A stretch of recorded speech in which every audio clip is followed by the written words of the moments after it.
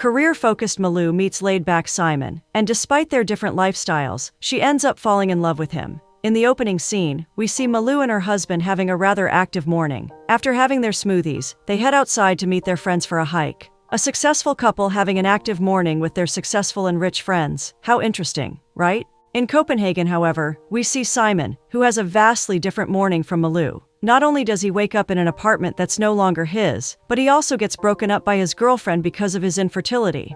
However, hope fades last, as he promises to visit a doctor and see if the problem is really him. Wasting no time, Simon heads to the doctor's office that afternoon and gets a cup to test himself. Heading straight back home, he tries to focus so he can finish the job earlier, but his friend Karsten ends up letting himself in. Having no choice, Simon tells him all about it, so they enjoy some beer before he eventually gets to it. However, coincidentally, Malou happens to get a job in Copenhagen and has a meeting at the same time Simon tries to get his sperm into a container. By the time he succeeds, Malou has taken a walk and enjoyed some parts of the city. Finally succeeding, Simon puts on his blouse swiftly when his phone rings. He is a writer and has taken a lot of time to write his new book, which is why his agent is calling him. Answering the call, Simon is surprised to hear that he only has 3 weeks to finish the book. His mind is all over the place as he hangs up his phone and rushes to exit the building. Catastrophically, as he runs out, he ends up bumping into Malou and spilling his fluid everywhere, even on her shoes. Looking down, he spots the white liquid running down her boot, so he asks her not to move as he tries to pick up what he can. Malou is confused and wonders what the liquid is. He tries to hide what it is, but she puts 2 and 2 together and realizes how disgusting the whole thing is. She curses at him, but he tries to justify himself. Regardless, she does nothing of it and continues with her busy day, while Simon heads to donate his sperm, as he claims to her. Simon might have been optimistic, but his hopes simmer down as the doctor explains that it would take a miracle for him to make a child. Strangely enough, he explains his capability of making his partner pregnant as a car that's gotten broken down in the road and can only be moved by being pulled. After the doctor's visit, Simon tells Karsten and his wife all about it. Despite the bad news, Simon's belief that he could have a child doesn't change, as he claims that his partner only has to be patient. Karsten and his wife try explaining, but they agree, as they see that he doesn't get it. Later in the afternoon, Malou drives to her new apartment with the moving truck following behind. They park on the street where Simon lives, and surprisingly, she enters his apartment, only to see him making a pizza in his underwear. They're both surprised to see each other, but Malou seems to be more upset, rightfully so.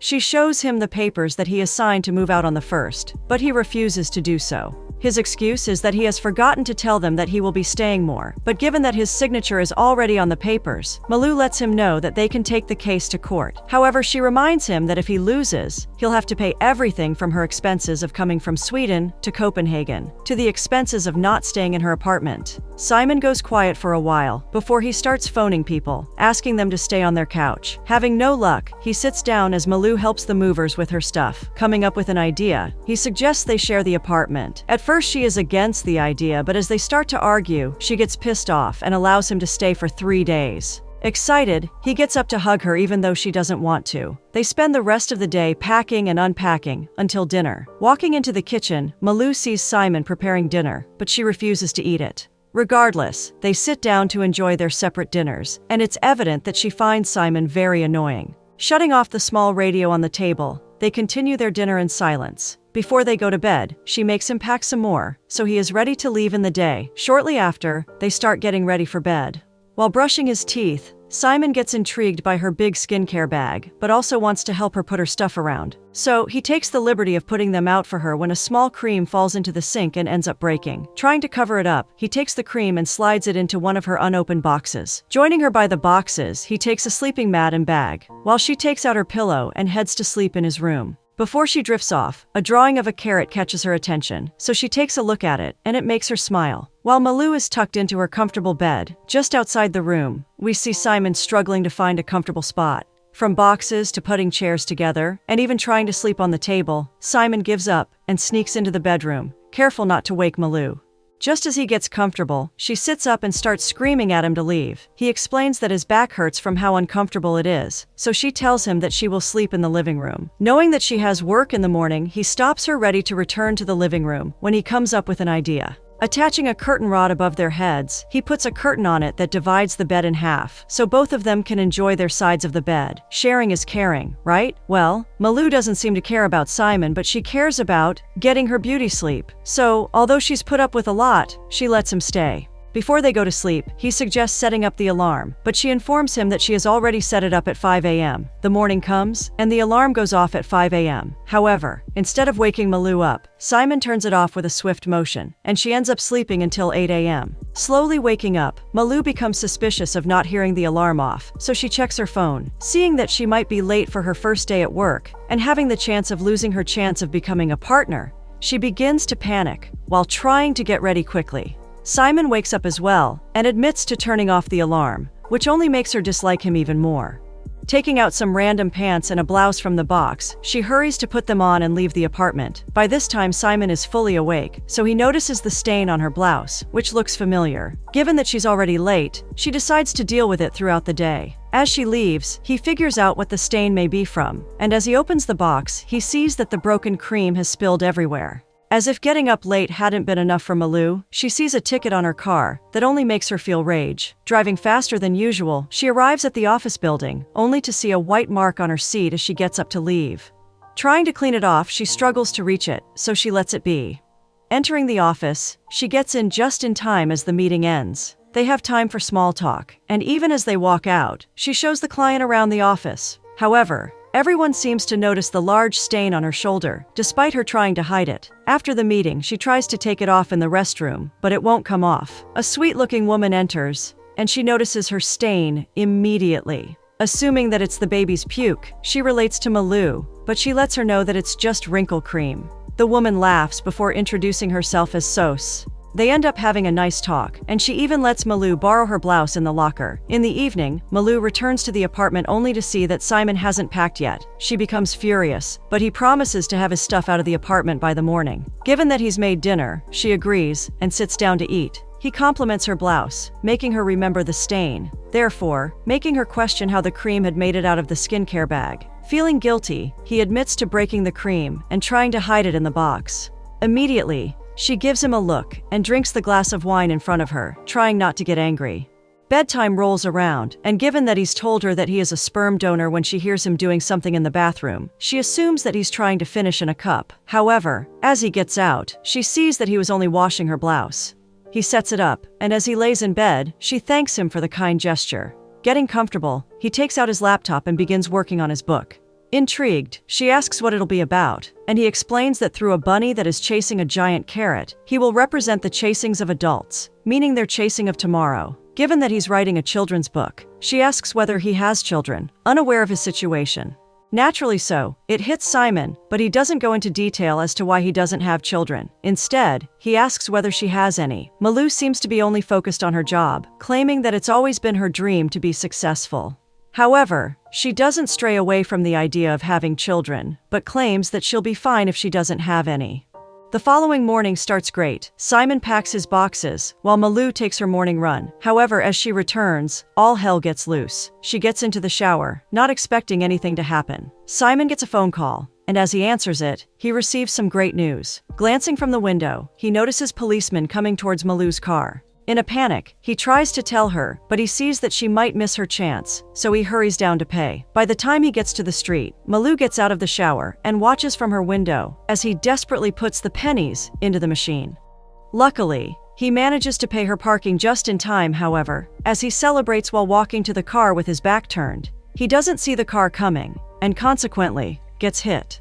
While on the ground, he winces in pain and utter shock. It's not long before they take him to the hospital, and fortunately, there's nothing broken. That being said, he still can't use his hands, which only makes it more difficult for him to finish his writing. For that, he asks her to be by his side and she agrees, securing him at least a week more at the apartment. After the visit to the ER, they finally get to enjoy the good news Simon got before getting hit. At the hospital, they visit Karsten's wife who has given birth to their beautiful baby. Because Simon has his hands tied, he can't hold the baby, but he asks Malou to hold it for him. Although hesitant, she takes the baby in her hands for Simon to see it closely and kiss it on its head. She is surprised at how well behaved the baby is, which warms her to the idea of having her own. Malou ends up being late to a meeting once again, but she doesn't let it get to her because she feels obliged to help Simon. Getting into the office, she apologizes for being late and takes a seat. As they continue, her phone interrupts the conversation, and she goes out to take the call. Surprise! Surprise, it's Simon. And he only has a sense for himself. Not only has she worked all day, but Malou has to prepare dinner once she gets back. It's like she's getting trained for when she has a child, but little does she know that his injury will help them grow closer. But back to dinner, Malou is more of a businesswoman than a housewife, so when he tries to tell her how to prepare dinner, she ends up losing it and throwing all the ingredients inside. Once Simon tries it, not only does he choke, but he ends up needing to use the restroom immediately. His hands don't work, and Malou has no problem taking his pants down, but he rushes to his friend Karsten's place for him to help. The following morning, as Malou's helping him around, the doorbell rings, so she goes to get it. Opening the door, she is surprised to see her husband Stefan. He lets himself in, but stops once he sees Simon, who introduces himself, but Malou stops him from saying anything else. She takes Stefan to the bedroom and decides to explain everything herself, letting him know about the injury. She expects him to understand, but he doesn't seem to. Instead, all he can think about is their agreement to be naughty once they're alone. Wanting to make him happy, she asks Simon to take a walk, who struggles to understand what she's trying to say. Finally, he agrees, so she gets him dressed and lets him go outside. However, it starts pouring rain once he steps outside, so he calls her to give him a raincoat, interrupting their intimacy. She gives him a raincoat and they get back into it, but Stefan notices that there's something on her mind. Malou admits to being concerned about him, so she gets up to check through the window. Seeing him standing in the rain, she begins to feel bad, so she lets him know that he can come back in. She's at peace, but Simon's presence seems to be bothering Stefan, as he can't focus on Malou with him being in the apartment. Coincidentally, Simon knocks on their door at that moment, asking for help to use the restroom. Instead of letting his girlfriend do it in front of him, Stefan helps him use the restroom. He is unhappy, but he notices that Simon doesn't care about disrespecting him. Once Simon finishes, they go back to being intimate. This time, Simon can't stand having them in the same apartment as they can be heard. Luckily, he has the radio, so he tries turning the volume up, but the radio ends up falling on the ground. Stefan takes it as a sign that he's messing with them, so he storms out to confront him. He accuses him of liking Malou, and even warns him not to mess with her. Out of anger, he grabs his hurt arm and pinches it, but Malou gets out and asks him to stop. Not only does he insult Simon by calling him a moron, he insults Malou, advising her to stop being Simon's nurse, and asking her to sleep with him according to his schedule. He insists they kick Simon out, so they can make love, because it's important to him, but Malou tells him that she'd rather be Simon's nurse than his booty call. Simon quickly realizes that she's on his side, and feeling hurt, he decides to leave. Back to being a true businesswoman, Malou focuses on her work, and even asks her boss for more projects. It's good because as time goes on, she works on more projects, and even gets to present her own. She is busy, which is why we see Simon doing everyday tasks by himself. A couple of days go by, and as Malou returns from work, she is surprised to see that Simon can use his hands again. He has decided to make them dinner, but she asks him to step aside, because her friend Sos is coming over. In the evening, Karsten and Simon enjoy a couple of beers, while the ladies prepare dinner. However, as Sos and Malou are making dinner, Sos comments on Simon's appearance. He may not be a dime, but she claims that he is edible enough. She even asks whether they've done it, but Malou looks at her with wide eyes, claiming that Simon is a nutcase. By the end of the evening, Karsten decides to go home, as he has to wake up early. The same goes for Malou as she excuses herself, so the only ones left are Sos and Simon. They, however, decide to take the party to the next level, getting even drunker. Alone in their shared bed, Malou begins to feel jealous as she hears the laughter coming from the living room. Feeling a bit too curious, she sneaks by her door and takes a peek into the living room. From her angle, it looks like Sos and Simon are doing some inappropriate things, but little does she know that it's just icing that squirts in Sos's face as they struggle to open the icing container. Immediately thinking of the worst, she goes to bed angry. She even wakes up angry as she decides to kick Simon out. She keeps her cool, but it makes her blood boil as her boss tells her that they won't give her the promotion because she's a woman.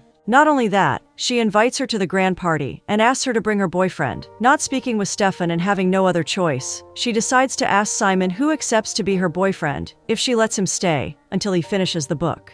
The following day, they head to the ball, and Malou seems to still be mad at Simon as she refuses to hold his hand. To make their relationship viable, he grabs her hand and leads her like a true gentleman. As they're dancing at the party, they get approached by Sos, and Malou immediately begins explaining herself. Simon and Sos become confused, but luckily Sos clears the air by telling her that she and Simon haven't done anything. From that point, the party goes smoothly. As they engage in a dance, Simon manages to work his charm on Malou, and from what it seems, on her whole staff as we see them gathered at Malou's apartment after the ball. She scolds him for inviting so many people over as they try to prepare snacks in the kitchen. Regardless, they pretend to be a lovely engaged couple as they join them. However, before Malou has the chance to sit down, the doorbell rings. Opening the door, she is surprised to see Stefan in front of her asking for an apology. Knowing that he'll cause some drama, she asks him to come back another day. He refuses to do so, claiming that he has canceled a meeting just to talk to her. Letting himself in, he gets greeted by some of Malou's colleagues, who invite him to join their celebration of Malou and Simon's engagement. Confused, he searches for an answer, so Simon joins Malou at the door. Stefan continues with the insults and the claims that Malou is only his. He calls Simon an idiot, so Simon shows him that he's the real idiot, as he kisses Malou passionately. Not believing his eyes, Stefan steps away hurt, before leaving. They return to the party, but the fun awaits after it. Malou says goodbye to the final guest, before turning around and staring deeply into his flirty eyes. Soon enough, they start kissing all over the apartment, and eventually end up making love the whole night. In the morning, she wakes up in his embrace, but something seems to be bothering her. Getting up quickly, she puts on her workout clothes and runs to the door, only to confuse him even more. Wanting to make a kind gesture for her, he orders some chocolates to be brought to her at work, but the computer glitches, and she ends up getting a box worth of chocolates. Returning to the apartment, she sets the box down and asks for an explanation. After he tells her that the computer has glitched, silence falls between the two of them. He tries to stroke her cheeks, but she pulls away. The previous night had been amazing for her, and she admits it. However, she knows that they will never work out. He respects her decision, and their relationship remains as friends. One evening, they sit in the living room as Malou reviews what he's written so far. In her opinion, she thinks that the goals of the bunny might be a bit unrealistic. Handing him the book, she takes out the paper she has to finish. Sighing, she complains about having a difficult task, so he suggests they change the scenery. And they surely do as we see them wrestling in fat suits, taking out the frustration on each other. At one point, they fall to the ground, Simon on top of her. Staring into her shiny eyes, he leans in for a kiss, but she pushes him off and rushes to the bathroom where she throws up. Given the fat suit, she struggles to get out, so he pulls her, which only makes them fall on their backs. However, in some strange way, as Malou looks at the CCTV camera in the corner, she finally comes up with the project idea. They continue sharing the apartment, and eventually, Karsten moves in for a while. Malou has accepted everything Simon has thrown at her, but they fail to acknowledge their feelings for each other. Both of them think that they're not right for each other, and both Sus and Karsten convince them otherwise. Sos claims that he's madly in love with her, while Karsten convinces Simon that they're the perfect match, given that he can't have kids, and she doesn't have any. After talking to their best friends, they gather the courage to tell each other the truth. Malou leaves the bedroom, ready to tell Simon, but she gets distracted by Karsten's baby. As she plays with the baby, Sos lets her know that she should be a mother, and surprisingly, Malou agrees that she should have many babies. Simon stands frozen, as he listens to the girl he loves, claiming to want children. His heart is broken, as he can't bring himself to tell her, because he doesn't want to trap her in a relationship and not give her a child. Instead, he thanks her for letting him finish the book, and leaves, before she gathers the courage to tell him. He moves into his new place, but she can't seem to stop thinking about him. Deciding to visit him, she bumps into him at the entrance, and he seems to be going somewhere. He is headed to the airport, so she offers to give him a ride. At the airport, they keep their distance, even though Malou wants to know everything. He's going away for some time, and it makes her sad. Walking him to the gate, as she turns around, the tears start forming in her eyes. He turns around as well, staring at her as she wipes her tears away, only the thick glass dividing them.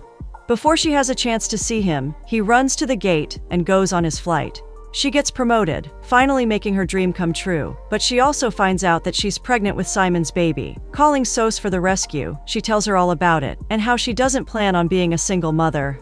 Sos convinces her that she'll be fine, but she doesn't care. They pass the library and see Simon's book, so they decide to check it out. At the very end, in the corner of the page, Malou's name is written in a big heart, as Simon has dedicated the book to her. However, it upsets Malou even more, because he shouldn't have left if he loved her, rightfully so.